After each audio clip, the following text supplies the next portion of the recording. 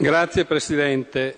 Signor Sottosegretario, voglio innanzitutto precisare che quanto si è consumato ieri non ha nulla a che vedere con le problematiche della separazione dei due genitori. Sarebbe troppo facile, troppo semplicistico rimettere le responsabilità dell'accaduto alla litigiosità tra i genitori o al loro mancato interesse verso i figli. Semmai questo dimostra che c'è un fallimento del nostro sistema assistenziale sociale al quale sono state progressivamente tagliate risorse e strumenti di intervento e inoltre mancano servizi di sostegno familiare che seguano i percorsi delle famiglie, mancano educatori, terapisti, insegnanti di sostegno che sono figure chiave fondamentali per il recupero di situazioni al limite e l'esecuzione delle sentenze e delle ordinanze va controllata non dalla sola polizia ma anche da parte di servizi sociali specializzati. Lo Stato ieri, signor Sottosegretario, ha violato il primario presidio di educazione alla legalità che è la scuola e violentato, perché di violenza si tratta, uno dei suoi figli più fragili, cioè un bambino vittima di un forte disagio. Al capo della polizia non spetta soltanto il compito di rimediare, ma anche quello di assumere su di sé la responsabilità di un gesto capace di rifondare la credibilità e la fiducia della polizia che la renda degna di una democrazia matura, soprattutto in tempi così martoriati. E la sentenza avrebbe dovuto essere eseguita nella prioritaria tutela del cittadino minorenne, in quanto tale incapace di comprendere quello che gli stava succedendo e di opporre una propria difesa e di imporre il rispetto della sua dignità.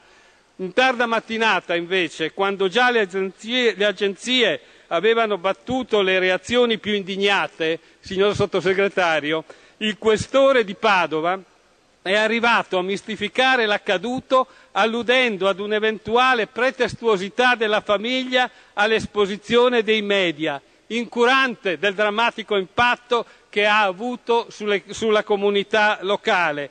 È come se avesse detto: ma se non si fosse saputo andava tutto bene. Io credo che quel questore abbia il dovere di dimettersi o di essere rimosso dall'incarico.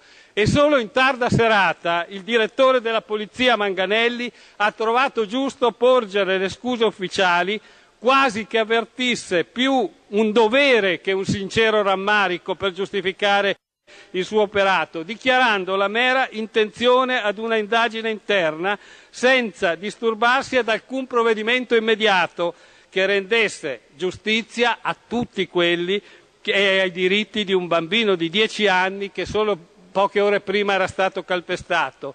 E questo lo voglio dire perché il dottor Manganelli, che come è noto è il funzionario italiano più pagato con oltre 620.000 euro all'anno, 6 volte il capo dell'FBI americana, vuol dire che non è stato capace di prevenire episodi come questi e forse anche lui dovrebbe trarne qualche conseguenza. E quanto all'ispettrice che ha commesso un vero e proprio abuso di potere, lei Sottosegretario non l'ha detto, ma si è sentito chiaramente nel video l'abuso di potere che ha compiuto e per questo non ci sono bisogni di inchieste. Il capo della polizia la doveva immediatamente sospendere dalle sue funzioni, non aveva bisogno di un'inchiesta perché ha sentito tutti, e lei compreso, quello che ha dichiarato.